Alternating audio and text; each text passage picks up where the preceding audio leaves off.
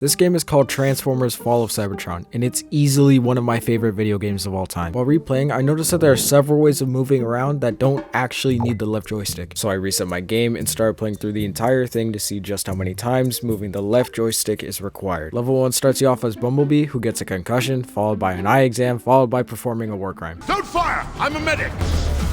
Take them out, Bumblebee!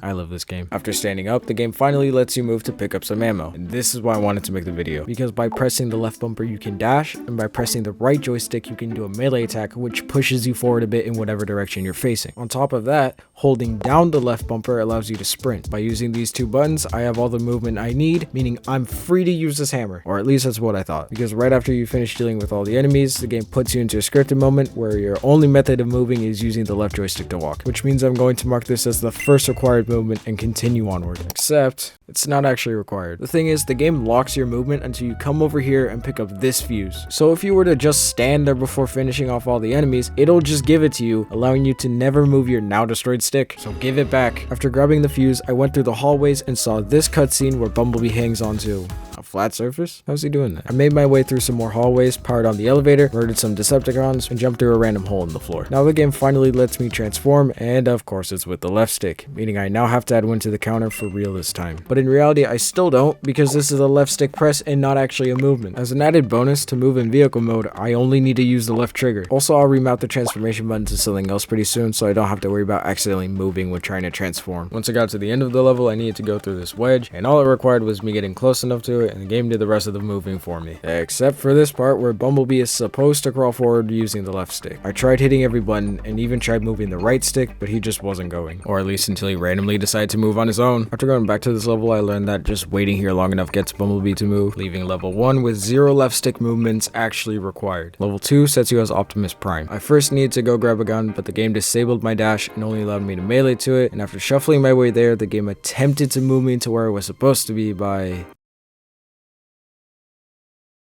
I don't know. I made my way to the base and moved past all these people, including this part where the game intends for you to help this guy, but ignoring him is way funnier, so that's what I did. Eventually I reached this part where you need to kill all these Decepticons and then pull this lever to access a turret. This was making me a bit worried because there are actually several levers throughout the game, and they all say to use the left stick, but using the right stick works just fine, so I get to use the big gun without needing to add to the counter. Once you gently pry this bomb off the door, the game wants you to go meet up with a science guy who tells you to give him a fuse, and after watching this idiot die, I gave it to him, allowing me to continue to shoot more robots. Not too long after, I ran into the first legitimate roadblock. The problem here is that I needed to make it past this gap and go through that door. The reason this is a problem is because as soon as I touch the floor, the game locks me into walking as my only possible movement option. I tried again and again to jump far enough to make it through that door without ever touching the ground, but I could never make it far enough. Dashing in midair didn't help because it would only shoot me in the direction I was already going, not where I wanted to go. Even at the time of recording, I still haven't found a way of getting past this section without touching the floor.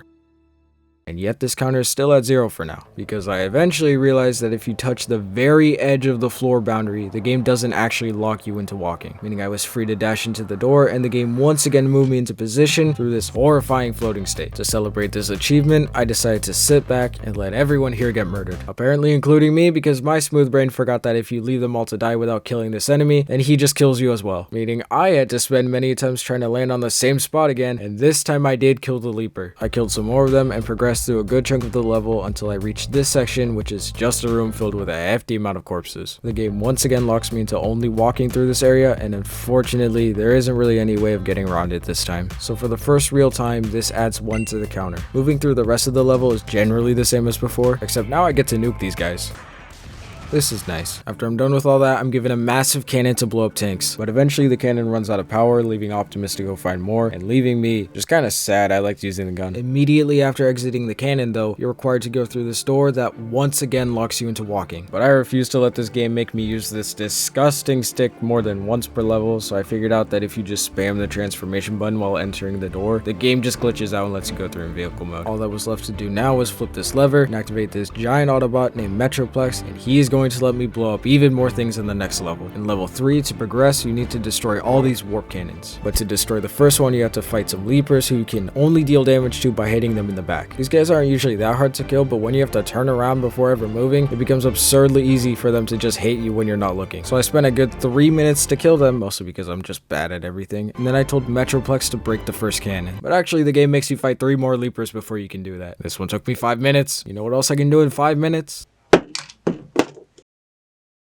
That. After leaving and making my way to the battlefield, I got to try out the airstrike some more, and the first thing I did with it was accidentally kill myself. Pretty simple stuff from there. I just destroyed a second cannon, was saved 5 minutes of my time, and fought my way to the final cannon, only to see that they figured out how to aim, leaving Optimus to go and try to stop the cannon himself. How does he plan on doing this? I don't know. I'm sure this plan will have no consequences whatsoever, and it just brought me to a place I can only walk. When I did make it through, Optimus got jumped by Starscream, serves him right, and was taken to Megatron to probably be executed. I mean, these guys were, so it'd only be fair. But Optimus has plot armor, and in this case, it means that Metroplex just decided to take a nap, so easily kills Megatron for thinking he even had a chance. Starscream becomes the new leader for some reason, and then he leaves. Now the game stops to focus on these two characters for a bit. Dude with visor and bootleg Bumblebee. Level 4 makes you play as Cliff Jumper, and immediately after jumping out of the plane, we're stuck walking forward. This is a stealth mission, so I have a cloaking ability, and I'm also able to do silent takedowns. Keyword able, because when I remapped the transformation button, I had to use one of the preset layouts they have, because the game doesn't actually let you individually change where your buttons are. So when I went to kill this guy, I ended up pressing the wrong button. After that, I blew up this blockade where I then needed to go into this vent thing. But as soon as I did, I realized that the only way to move in the vents is also with the left stick. Sadly, this is required to progress through the game, meaning that there's no way for me to skip this one. After pressing the wrong button again, gosh dang it, I pulled this lever, putting me into another scripted moment where I can only walk. Once I made it to this area, I finally remembered to hit the right button to do a stealth takedown. But because the game couldn't comprehend me ever doing something correctly, I got this weird glitch.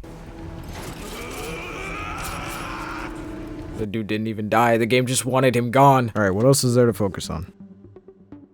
This'll do. This level has already given me 4 times the problems of the last ones, and we're still not done. I tried everything I could think of to get through this part. Transforming, dashing, complaining, nothing was working, meaning that there are so far 6 total left stick movements required. I'm just going to ignore that and keep going forward, and there are 7 total left stick movements required. Once I got to here, I encountered my first Guardian, which, to keep it simple, are hard to kill, so stealth takedowns are easily my best choice here. After disposing of everyone in that room, I came to this area where the game expects you to use the vents to avoid these lasers that barely do anything. But I don't feel like doing that, and they can't make me.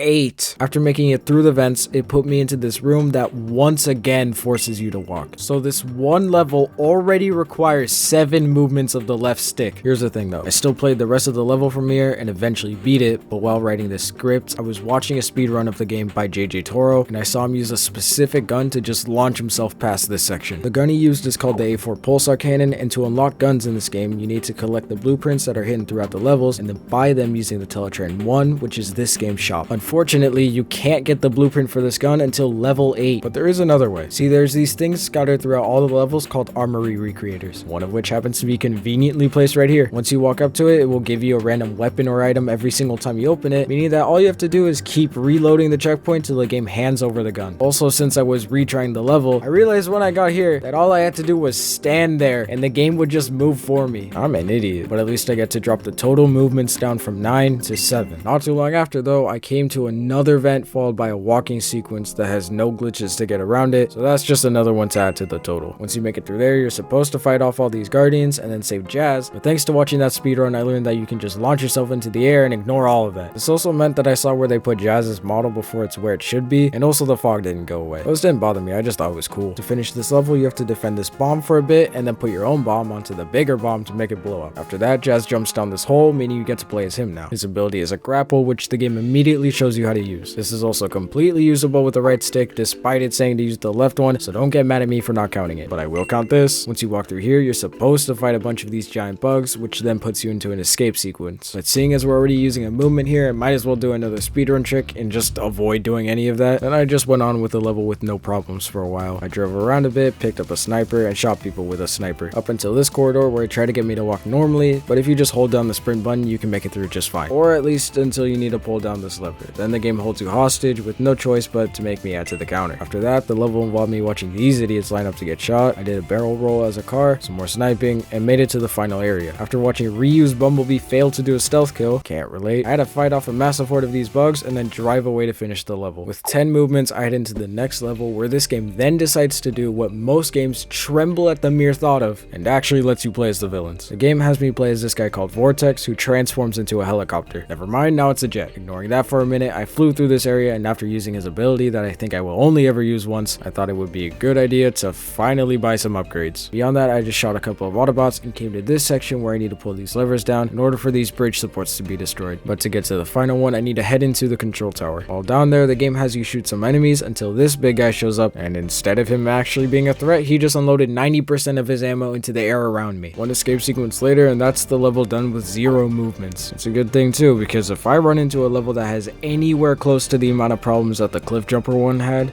then Level 7 continues on with a streak of me keeping my serotonin intact by being extremely short and extremely simple. Just destroy the wheels of the vehicle, kill 2 of the guys who are more pathetic than they really should be, and watch the giant car begin to fly away. I don't know, these guys just get to live another day, I guess. In level 8, I went around the newly airborne car to destroy the 2 big cannons it has. At this point, the run was beginning to feel pretty close to just playing the game normally, since I didn't have any problem shooting the ammo to blow up the first cannon. Blowing up the second one just had me use the 2 bumpers to move from side to side. It felt weird to not receive my daily dose of disappointment yet, but that was soon fixed, because the Decepticons I've been playing as are able to combine into this massive thing called Bruticus. And before you scream at me saying that it sounds like fun and not a pain, let me tell you that, yes, this is usually extremely fun, but I don't have a dash in this form, so for the rest of the level I have to slowly punch my way through the entire thing. So enjoy this sped up version of what I had to do to get through this level without the left stick. The total stays at 10 at the low price of my sleep schedule. Level 9 has you play as this guy called Soundwave, and he is easily my favorite Decepticon, so I'm happy about this. To start off, you have to rebuild Megatron, the guy who got crushed at the beginning of the game for being an idiot, and once you do, the game swaps you into playing as him. The game just pulled a fake out. I can't even pet the bird. I'm spamming the button here, it's doing nothing. With nothing left but to move forward at this point, I head out to kill Starscream. And I also shot a statue down since he kicked Soundwave's dog in a comic, and I like Soundwave, so down it goes. After killing a bunch of people who are technically on my side, Starscream sends a bunch of other Decepticons to kill me, but remember, he kicked the dog, so these guys aren't stopping me. After getting revenge and proving my dominance, all seems well until I get to the very last part of the level, because I am forced to walk up this ramp and into the ship with no conceivable way of ever skipping it, so for the first time in a good while, that adds 1 to the counter. Megatron then flies off to go find a massive Decepticon dinosaur so that he can turn it into a spaceship. That is all the explanation I will be giving. At the beginning of level 10, the first enemy I encountered were these Autobots in vehicle mode, and I feel like it's important to note just how absurdly funny these things are. They're extremely bouncy for no reason, meaning that they just flop around everywhere. This also means that occasionally you'll find some guys who just defy the laws of physics. Once I was done with that, I met up with Soundwave in a cutscene that starts with getting to watch an Autobot be mugged. He probably said something important, but I don't pay too much attention because I just want to go find Tripticon already. That's the name of the dinosaur spaceship, by the way. While progressing through the level, I blow up a tank, encounter some more floppy cars, meet up with Bruticus for the sole purpose of opening a door, and eventually make it to this part where the game locks my movement for the first time in ages. I was in the middle of thinking about how I could try to get around this area. While I was doing that, the game just played the next cutscene anyway, so no additional movements, I guess. The cutscene involves Optimus trying to convince Megatron to just work together for once to get off the planet. But no. Moving forward, I came across a turret that I only used for about 5 seconds because I saw this grenade, and for some reason, I thought I'd be fine. I'll take the grenade. No, I won't. You know what? This makes sense to me now. Eventually, I found another Autobot Titan, and if I haven't shown it enough, here's a clip of me just standing there and shooting it with no problems. Why is this an enemy type? After killing him, I came to this area where I freed the pieces of Tripticon and shot down Autobots till Soundwave was able to bring him online, meaning Megatron can now get a new spaceship. Also, he just takes a bit of time to tell Tripticon how he's a failure and how nobody loves him, but Soundwave stops Megatron to tell him that if they turn this dinosaur into a spaceship, he's going to be stuck like that forever. But he doesn't care, he just wants a spaceship already. 1 spaceship later, and we're on to level 11 where we play as... Yeah, I don't know who this guy is. For the next while, I'm stuck walking, and I don't even know where to begin to try to look for a way around it, so this makes 12. These guys move down to repair some stuff, get stabbed, and then I swap over to playing as Starscream and put a bomb on this guy's face, meaning I'm now able to move in any way that isn't the left stick. After doing this thing that I figured out you could do, you can just give yourself a crown in this level. I now need to hack some terminals, which roughly translates to place bomb on thing, it works. Several bombs later, I head inside the tower, where I once again run into another moment where the game wants me to walk. But if I just wait here long enough for the people below me to to just stop talking, and I can move just fine, you know, for about 2 seconds. I tried waiting again, but that didn't change anything this time. After walking up to this guy and getting thrown out a window, I found this guy named Grimlock. Starscream then tried to get Grimlock to swear his allegiance to him in exchange for freedom. That didn't work, and we swap over to Grimlock, where I'm instantly forced to use the left stick. It's only after kicking this door that I'm able to use the melee and dash buttons again. Continuing through this place, I run into one of Grimlock's teammates, who after freeing him reveals that these guys can turn into dinosaurs, or at least I will be able to, just not right now because this guy has trauma. Making my way through more of the level brings me to yet another room that's only traversable by walking. Past that, there's the first enemy that feels like a traditional boss fight, but just throw a couple explosives and he's dead. Once he's down, just come up here and I can only walk. Alright, it's fine. I should just be able to sprint directly to him and skip this walking segment, so just let me restart the last checkpoint. Oh.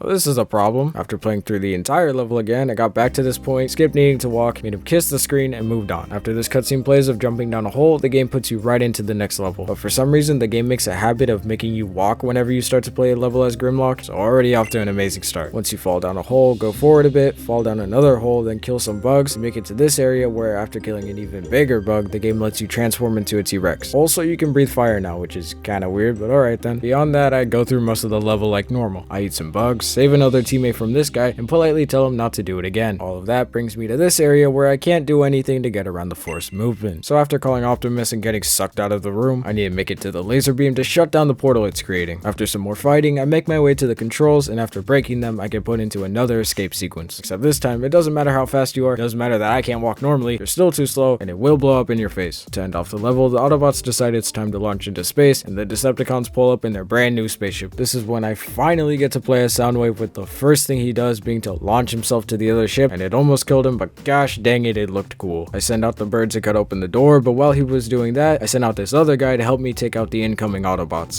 Yeah, I guess the door is more important. When the door was cut open, I went through to blow up the ship's ammo shells, struggled to even pull this lever, and then had the first of several character swaps in this level. This section is pretty short, just shoot the cables until you find the weak point, and then you're done. Now I have to play as this guy again, and he's still slow. But at least he has a much shorter section than before. Either that, or I'm just trying to cope. Once I destroy this random thing, the game swaps me another time into playing as Jazz, where I now need to take down Bruticus. A couple airstrikes later, and he's on a trip back to orbit. Finally, the game brings me into the last 1v1 and lets me choose either Optimus or Megatron. And I chose Optimus because the worst thing Megatron can really do is just a flashbang. Eventually, I beat him senseless and diagnose him with about 5 cases of CTE before dealing the final blow, finishing the game while only needing 17 movements of the left stick to get there, most of which coming from knockoff Bumblebee, so he is now dead to me.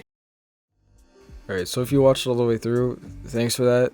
There was a lot of things in this video that I didn't like, and I feel like I should really improve on, like the script writing. There was a lot of boring things that I feel like didn't matter, and I focused way too much on the game and not the challenge, which is the point of the video. But if you liked it at least a tiny bit and you felt like subscribing, that'd be pretty cool, you know, just saying. But I also did post 2 other videos on the same day that I'm posting this one, so if you want to go watch those, they're on the channel. But apart from that, I don't really have anything else to say, so goodbye.